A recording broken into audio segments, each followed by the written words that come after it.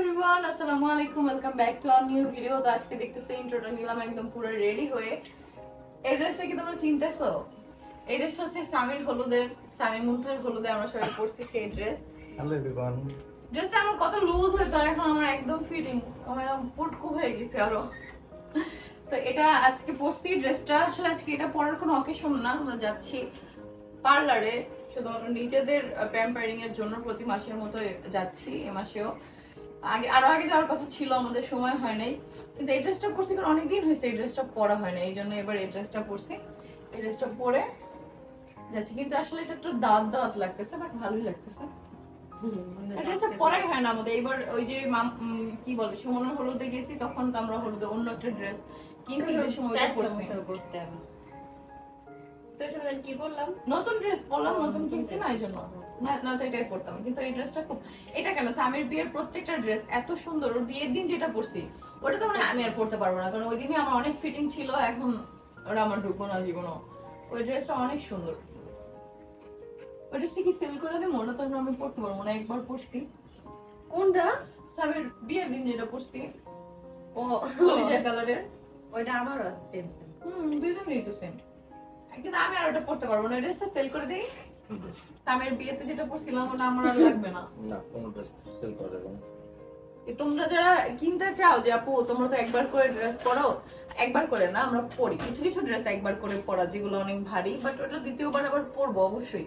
আমরা আম্বানি হয়ে যাই না যে একটা ড্রেস একবারই পরবো, কিন্তু ওই ড্রেসটা আর আমার গায়ে লাগবে না। কিন্তু তোমাদের ভাইয়া ওইগুলো সেল করতে দেয় না, নয়তো সেল করে দিতাম তোমাদের কাছে। ধরো আমরা ওইটা 7,000 টাকা কিনছিলাম, স্বামীর বিয়েতে যেটা পড়ছে এটা এখন তোমাদের কাছে 5 বা 4 সেল করে দিতে পারতাম, কিন্তু দিবে না। থাক, সেল করা লাগবে না। এখন আমরা বের হয়ে আমার ফোনগুলো কই? আমরা নাস্তা পানি খাইছি। একটা তো এই আরেকটা কই? দাও এটা তুমি সেদিন আমাকে গিফট করছো না। আমারে গিফট করে আবার নিয়ে যায়, দেখছো? আমি নিয়ে গেছি। তুমি নিয়ে এসো। সত্যটা বলো। ঘটনা সত্যটা বলতে হবে। ঘটনা শর্ত, এটাই শর্ত। কোন মামা চশমা মাথা ব্যথা হোক যাই। আমি দেখে আমরা বাসা থেকে বের হয়ে যাচ্ছি। তো গতকালকে তোমরা ভ্লগ পাও নাই, গতকালকে আসলে সারাদিন আমরা একটা ভ্লগ বানাইছি, যেটা দেখতে পারবা আজকে রাত 9টায় সৈয়দ ফ্যামিলিতে। কারণ ভ্লগ বানাইছি কোনটায় আপলোড দিব ঠিক ছিল না, তো ভাবলাম সৈয়দ ফ্যামিলিতে যেহেতু আজকে ভ্লগ যাবে না, তাই সৈয়দ ফ্যামিলিতে দিয়ে দিব আজকে রাত 9টায়। আর আমার পাশে আসছে আমার ছেলে আয়াস, যে আমার সাথে ভয়েস ওভার দেওয়া হেল্প করতেছে। তো আজকে যে দেখো, ও আর তোমাদের ভাইয়ের হাতে ব্যান্ডেজ নাই, গতকালকে কিন্তু সেলাই কেটে দিছে, ওর হাতে যে 6টা সেলাই ছিল সেগুলো কেটে দিছে। ওই ভ্লগ তোমরা আজকে হচ্ছে রাত 9টায় দেখতে পারবা। আর এখানে কিন্তু সত্যি তোমাদের ভাইয়া আমাকে বাড়ি মারছে, ওটা দিয়ে আমি ব্যথা পাইছি। এই জন্য আমার সতীন দেখো প্রতিশোধ নিতে যাচ্ছিল তোমাদের ভাইয়াকে মেরে পড়ে। আমি আবার মারতে পারি নাই, আমি সহজে মানুষকে মারতে পারি না। যাই হোক, তো এখন আমরা যাচ্ছি গাড়ি নিয়ে বের হয়ে। আর এইদিকে মারিয়া কি করছে, কিছুদিন ধরে মারিয়া বলতেছিল নানু অসুস্থ, যাবে কবে যাবে সেটা বলতেছিল না। হুট করে আজকে সকালবেলা, মানে গতকালকে সকালবেলা, না আজকে সকালবেলায়, সরি মানে তোমরা যেদিন ব্লগ দেখতেছো তার আগের দিন সকালবেলা আমাদের কাউকে কিছু না বলে আলিশাকে একা রুমে রেখে তারপরেও চলে গেছে। তো গেছে, বেশ ভালো কথা। এমনিতে আমাদের টাকা পয়সাও কিছু চুরি করে নেয় নাই, কিন্তু যে মোবাইলটা আমরা আগের বার দিছিলাম সেটা তো একবার বিক্রি করে খাইছি, আবার যে মোবাইলটা আঁকি দিছিল সেই মোবাইলটা নিয়ে তারপর চলে গেছে। তারপর আমরা কিছু বলি না, আমরা মারিয়ার মাকে হচ্ছে ইনফরমেশনটা দিছি। তো এখন মারিয়ার মা বলছে, সে আর কি পুরাই হার মেনে নিছে যে মা আমার দ্বারা আর কিছু করা সম্ভব না এই মেয়েকে নিয়ে। তোমরাও সবাই জানো যে মারিয়ার কি কি করছে, তারপর আমরা চান্স দিছি। তবে এবার আন্টিকে বলে দিছি, আন্টি এবার আপনি যতই হাতে পায়ে ধরেন না কেন আমরা কিন্তু আর চান্স দিব না। চলে এসেছি আমরা কালার্স ওয়ার্ল্ডের ওপেনিং দিলাই। এখন গরমের দিন দেখে সিঁড়ি বাইতে আরো বেশি কষ্ট লাগে, আর এসির মধ্যে থেকে নামছি না মাত্র, এই জন্য আরো গরম লাগতেছে। আল্লাহ, আজকে দরজা খোলা কেন? এখন আমরা হচ্ছে অয়েল মাসাজ নিবো। আগে আইব্রো ব্ল্যাক করলাম আমি, তারপর তোমাদের রাখি আপু। আর এখন হচ্ছে অয়েল মাসাজ নিব। চুলটা আগে কেন বাড়তেছে অয়েল মাসাজের জন্য?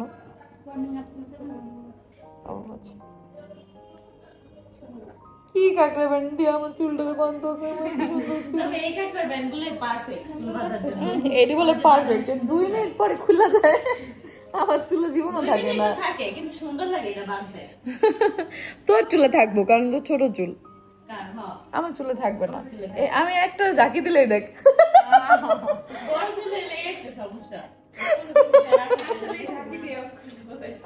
আর তো জাকি দিছি আমার দেখো, এই যে একটা জাকি দিছি শেষ সব। তো এই তো এরপরে আমাদের হট অয়েল মাসাজটা শুরু হয়। এটা এত রিল্যাক্সিং, আসলে তোমরা একবার হলেও কালার্স ওয়ার্ল্ডে যে এটা ট্রাই করো। কালার্স ওয়ার্ল্ডে পিঙ্ক ভিলায় প্রিমিয়াম ব্রাঞ্চে, তারপর হচ্ছে কালার্স ওয়ার্ল্ডের যেটা হচ্ছে সিগনেচার ব্রাঞ্চ, সেখানেও তোমরা পাবা। তো এটা আসলে অনেক রিল্যাক্সিং, একবার নিলে তোমরা বারবার এটা নিতে চাবা। আমরা প্রায় হচ্ছে মাসের মধ্যে 2-3 বার তো দেখো যে যাই এটা নিতে, এই হট অয়েল মাসাজটা, দেন হেয়ার ওয়াশ, আরও বাদ বাকি সার্ভিস। আজকেও কী কী সার্ভিস নিবো তোমরা দেখতে পারবা। এখন বলি হচ্ছে মারিয়ার টপিকে। তো এটাই মারিয়ার আম্মুকে জানাই দিছি। তো মারিয়ার আম্মু বলছে যে মা আমি তোমার কাছে রিকোয়েস্ট করবো না, সেই মুখ আমার নাই, তোমরা অনেক করছো আমার মেয়ের জন্য, আমার জন্য, সেজন্য আমি আসলেই ধন্য যে তোমাদের মতো একটা পরিবার পেয়েও আসলে মারিয়া থাকতে পারে নাই।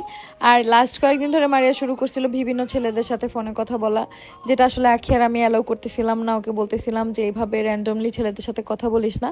লাস্ট 2 দিন আগে নাকি আখি দেখছে যে একটা ছেলের সাথে সিলেট যাওয়ার কথা, সেই কনভারসেশন চলতেছে।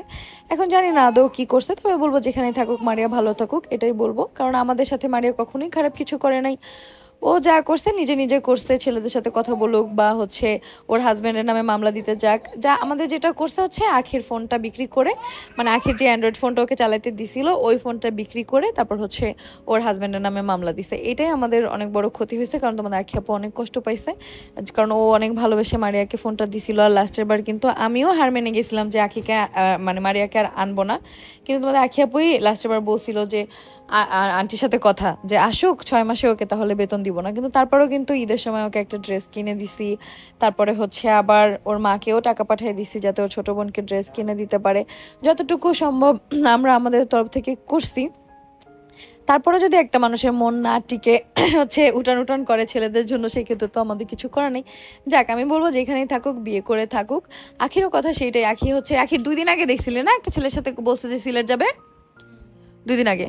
তো 2 দিন আগে আখি সেই কনভারসেশন দেখছিল, যেটা আখি আমাকে জানাইছে। আমি বলছি দেখ কথা বলো, কোথাও গেলে তো আমাদের কাছে বলেই যাবে। তো সেই ক্ষেত্রে তো গেলে ওর নানির সাথে কথা বলি, ও আমাদের বাসা থেকে গেলে সবসময় আমরা ওর নানির সাথে কথা বলি বা হচ্ছে ওর মায়ের সাথে কথা বলি। তো সেই ক্ষেত্রে আমরা আমাদের যে দায়িত্বটা ওর মা বাবা, ও মাকে, তো বাবা নাই, ওর মাকে ওর নানুকে জানাই দিছি।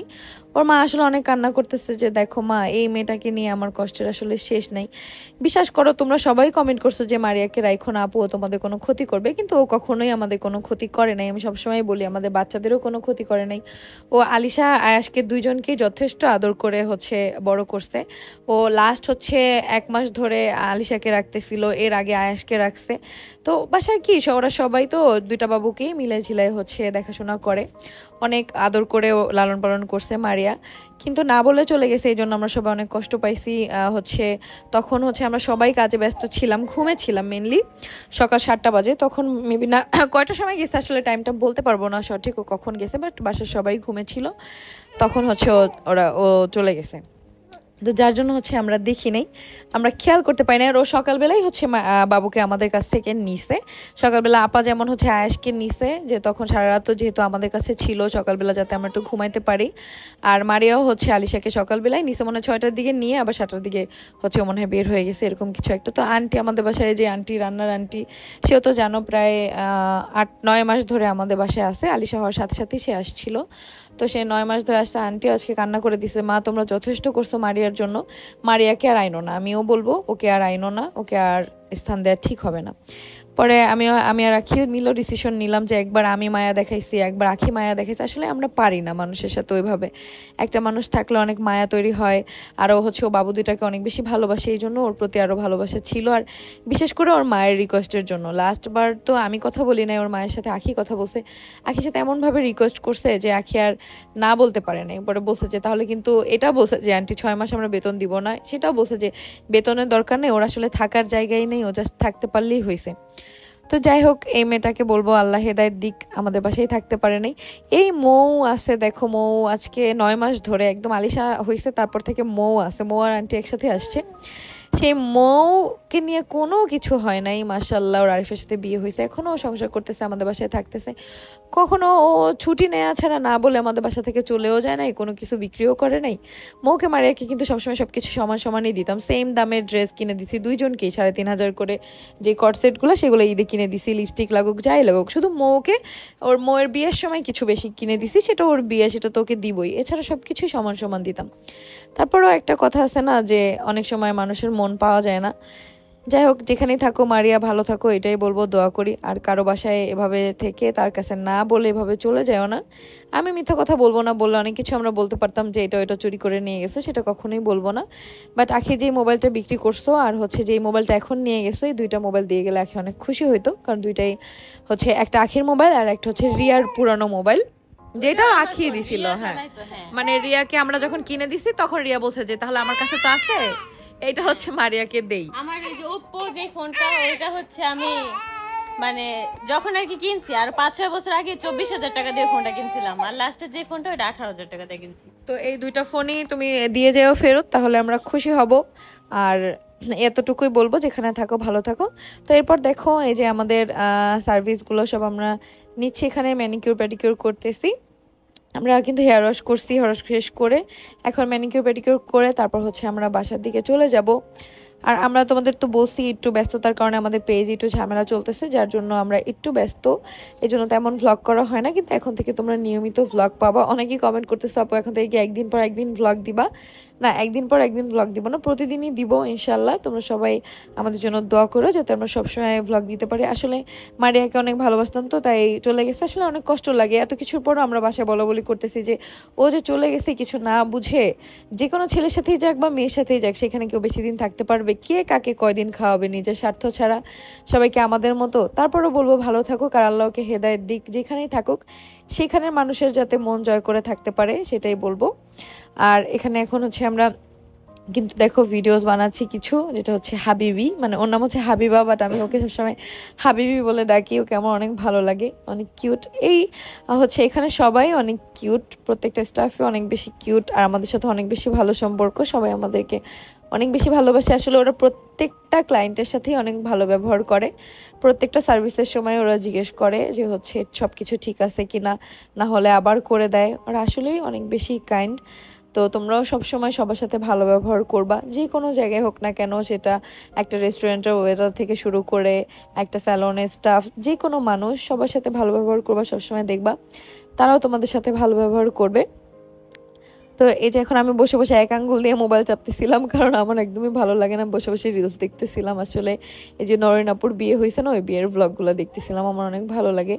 মানুষের ভালোবাসা দেখতেও ভালো লাগে, কিন্তু অবাক লাগে যে দুইটা মানুষের বিয়ে হয়েছে নতুন, আর মানুষ কি কি খুঁজে বের করতেছে তাদের নাকি আগে বিয়ে হয়েছে, নরেনাপুর নাকি বাবু আছে। আসলে এগুলো সবই বানোয়াট কথা, তারা দুইজনই সিঙ্গেল হতে পারে, তাদের আগে রিলেশন ছিল। ভাই এই যুগে কার রিলেশন থাকে না? কোন মেয়েটা সিঙ্গেল আসতে বলো? আর এদিকে আমার আয়াস আমার সাথে কি যে দুষ্টুমি করতেছে, আমি যদি পারতাম এগুলো ভিডিও করে দেখাইতে তাহলে তোমরা বুঝতাম যে আয়াস আমার সাথে কি কাজ করতেছে। বাবা এগুলো কি বাবা? হ্যাঁ তুমি ভয়েস ওভার দিচ্ছ? হ্যাঁ তোমার মারিয়া মা গেছে গা। অবশ্য লাস্ট কিছুদিন মারিয়া হচ্ছে আলিশাকে দেখছে, তো এই জন্য মনে হয় বেশি কষ্ট লাগতেছে আয়েশের। অনেক ভালোবাসছে, আমি ঠিক বলছি, দুজনকেই ভালোবাসছে অনেক ভালোবাসছে। যার আগের দিন রাতে আমি দেখছি যে আয়েশের সাথে অনেক কথা বলতেছে, হঠাৎ করে এত কথা কি লেগা কইতাছে এটা বুঝি নাই, অনেক কথা বলছে। তারপর আবার অনেক আদরও করতে, আমি বললাম না ও কখনোই, আমি আগেও কিন্তু বলছি ও যাই করছে না করছে আমাদের সাথে মিথ্যা বলছে যে ওর দাদি মারা গেছে, সেগুলো বলে চলে গেছে। আসলে আগের ব্লগ না দেখলে তোমরা বুঝতো না, অনেকদিন আগে সেই কাহিনী গেছে।